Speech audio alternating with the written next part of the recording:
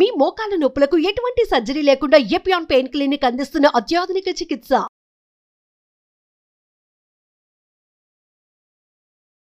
నమస్తే, welcome to Suman TV. గురక నిద్రలో వచ్చేటువంటి ఈ సమస్య అనుభవిస్తున్న వారికే కాదు, చుట్టుపక్కల ఉన్న వారికి కూడా చాలా ఇబ్బందిని కలుగజేస్తుంది. అయితే ఈ గురక అనేది ఎందుకు వస్తుంది, దీనికి అసలు ట్రీట్మెంట్ అనేది ఉందా, దీని నుంచి బయటపడే అవకాశం ఉందా, ఈ విషయాన్ని తెలియజేసేందుకు మనతో పాటు ఉన్నారు డాక్టర్ ఆంజనేయులు గారు, ENT surgeon from Asian ENT hospital, Somajiguda. Hello sir. Sir, గురక చాలా జనరల్గా తీసుకుంటూ ఉంటారు. ఇంతకుముందు ఓన్లీ మగవారిలోనే వచ్చేదేమో అని అనుకుంటూ ఉండేవారు. బట్ ఇప్పుడు పిల్లల దగ్గర నుంచి కూడా ఈ గురక సమస్య అనేది చూస్తూ వస్తున్నాం. ఎందుకని ఈ గురక అనేది ఇటీవల కాలంలో ఎక్కువగా పెరిగిపోతుంది? అంటే దీన్ని అంత సీరియస్గా తీసుకోవాల్సిన అవసరం ఉందా లేదా? డెఫినెట్గా అండి, దీన్ని సీరియస్గానే తీసుకోవాలి. ఓల్డెన్ డేస్లో ఏంటంటే మీరు అన్నట్టు మగవారిలో ఎల్డర్ పీపుల్లో వచ్చేది, ఈవెన్ లేడీస్లో కూడా చాలా తక్కువ వచ్చేది, మగవాళ్ళలో ఎల్డర్ పీపుల్లో వచ్చేది. దాన్ని యూజువల్గా ఫిజియలాజికల్ స్నోరింగ్ అనేవాళ్ళం. కానీ ఇవాళ ఏంటంటే పెథలాజికల్ స్నోరింగ్ అనేది ఎక్కువైపోయింది. ఎస్పెషల్లీ పిల్లల్లో, మిడిల్ ఏజ్లో చాలా ఎక్కువైంది అనమాట స్నోరింగ్ ప్రాబ్లం. పిల్లల్లో చూసినట్లయితే సాధారణంగా ఈ స్నోరింగ్ ప్రాబ్లం అనేది ఎడినాయిడ్, టాన్సిల్ ప్రాబ్లమ్స్ నుంచి వస్తుందన్నమాట. ఇప్పుడు మనకు వైరల్ ఇన్ఫెక్షన్ రేట్ ఎక్కువ ఉంది, అలానే పొల్యూషన్ ఎక్కువ ఉంది. రెండిటి వల్ల ఏమవుతుందంటే ఎడినాయిడ్ అనేది కంటిన్యూస్గా ఇన్ఫ్లేమ్ అయ్యి ఉండే హైపర్ట్రోఫీ స్టేజ్లో ఉంటుంది. ఈ ఎడినాయిడ్ హైపర్ట్రోఫీ నుంచి మనకి పిల్లలకి రికరెంట్ కోల్డ్ రావటం, మౌత్ బ్రీతింగ్, స్నోరింగ్ అనేది రావటం జరుగుతుందన్నమాట. మనం దీన్ని ఎట్టి పరిస్థితుల్లో నెగ్లెక్ట్ చేయటం మంచిది కాదు. అది ఎందుకంటే ఈ పిల్లల్లో స్నోరింగ్ వచ్చి అది లాంగ్ టర్మ్ ఉన్నట్లయితే over a period of time ఎవరికైతే సీరియస్గా ఉంటుందో, ఎవరికైతే స్లీప్ డిస్టర్బెన్స్ ఉంటుందో వాళ్ళకి long term cardiac hypertrophy problems కానీ, డయాబెటీస్ ప్రాబ్లమ్స్ కానీ, బికాస్ ఆఫ్ డయూర్నల్ వేరియేషన్. వీళ్ళకి ఏంటంటే నిద్ర లేకపోవడం వలన ఆ ఇన్సులిన్ లెవెల్స్ కూడా బాడీలో మారుతూ ఉంటాయి. డయూర్నల్ వేరియేషను బాగా ఫ్లక్టువేట్ అయిపోయి వాళ్ళకి డయాబెటీస్ వచ్చే అవకాశం ఉంటుంది. అలానే కొంతమందిలో లాంగ్ కేసుల్లో రేర్గా పల్మనరీ హైపర్ టెన్షన్ వచ్చే అవకాశం కూడా ఉంటుంది. ఈ పల్మనరీ హైపర్ టెన్షన్ వచ్చిందంటే చాలా సీరియస్ ప్రాబ్లం.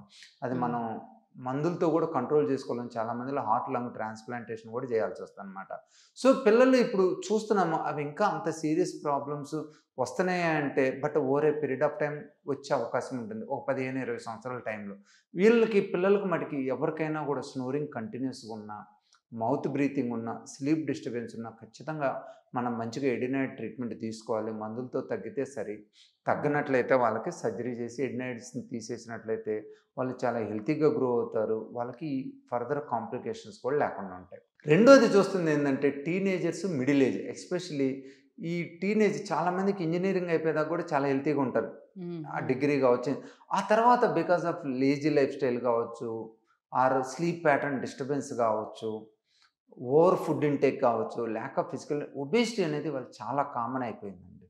ఈ ఒబేసిటీ ఉన్నలో చాలా మందిలో గురక అనేది యూజువల్గా ఉంటుంది. ఎందుకంటే వాళ్ళకి మెడ నిండా ఫ్యాట్ అనేది అక్యుములేట్ అయిపోయింది. పనుకున్నప్పుడు ఆ ఫ్యాట్లో ఫ్లూయిడ్ అక్యుములేట్ అయ్యింది. ఓవరాల్గా ఏంటంటే వాళ్ళకి బ్రీత్ అనేది తగ్గిపోయింది అనమాట. ఓరోఫెరింజియల్ ఏరియాలో మొత్తం నేరో అయిపోయింది. ఇది ఇంకా షార్ట్ థిక్ నెక్ ఉన్న వాళ్ళు ఇంకా ప్రాబ్లం ఉంటుంది. ఎవరైనా పొట్టిగా ఉండి, మెడ సన్నగా ఉండి, లావుగా ఉన్నారంటే వాళ్ళు ఇంకా సీరియస్గా ఉంటుందన్నమాట. సో ఇవాళ చూసినట్లయితే మెయిన్గా ఈ మిడిల్ ఏజ్లో పెథలాజికల్ స్నోరింగ్ ప్రాబ్లం ఒబేసిటీ అనమాట. అంటే గురక వస్తూ, నిద్రలో గురక వస్తూ ప్రతి మినిట్కి వాళ్ళు ఎక్కువ కదలిక అనేది ఎక్కువ ఉంటే అది ఇంకా ఎండ్ స్టేజ్ అని అనుకోవచ్చా? అది సీరియస్ స్టేజ్ అనుకోవాలండి. ఎవరికైతే గురక కంటిన్యూస్గా వస్తా, కదులుతా, డీప్ స్లీప్లోకి వెళ్ళకపోతే దట్ మీన్స్ వాళ్ళు డీప్ స్లీప్లోకి ఎందుకు వెళ్ళట్లేదంటే వాళ్ళకి బాడీ ఆక్సిజన్స్ తగ్గుతున్నాయి వెరీ ఫ్రీక్వెంట్గా. మనకి ఎప్పుడైతే మన బాడీలో ఆక్సిజన్ లెవెల్స్ తగ్గితే ఎమ్మటే బ్రెయిన్ ఎవేక్ చేస్తుంది. బ్రెయిన్కి ఆక్సిజన్ తగ్గంగానే మళ్ళీ మన మెలకు వస్తుంది. సో ఎవరికైతే గురక వస్తా, స్లీప్ డిస్టర్బెన్స్ అవుతా, ఫ్రీక్వెంట్గా కదులుతా, నిద్ర సరిగిపోరో వాళ్ళని మనం సీరియస్గా తీసుకోవాలి. వాళ్ళకి అవసరమైన ట్రీట్మెంట్ ఎయిదర్ మెడికల్ మేనేజ్మెంట్ కానీ, సర్జరీ కానీ, సిప్యాప్ మిషన్ కానీ, డిపెండింగ్ ఆన్ ద నీడ్. ప్రతిదానికి సిప్యాప్ మిషన్ పనిచేయదు, ప్రతిదానికి సర్జరీ పనిచేయదు, అందరికీ మెడిసిన్స్. అట్లా మనం ఇండివిజువల్గా పేషెంట్ ప్రాబ్లంని బట్టి, ఆ ఎగ్జామినేషన్లో సిమ్టమ్స్ని బట్టి మనం టైలర్ చేసి వాళ్ళకి ట్రీట్మెంట్ ఇచ్చినట్లయితే ఇండివిజువలైజ్ కస్టమైజ్డ్ ట్రీట్మెంటు యూజువల్గా వాళ్ళు మళ్ళీ చాలా హెల్తీగా ఉంటారు, మంచిగా నిద్రపోగలుగుతారు.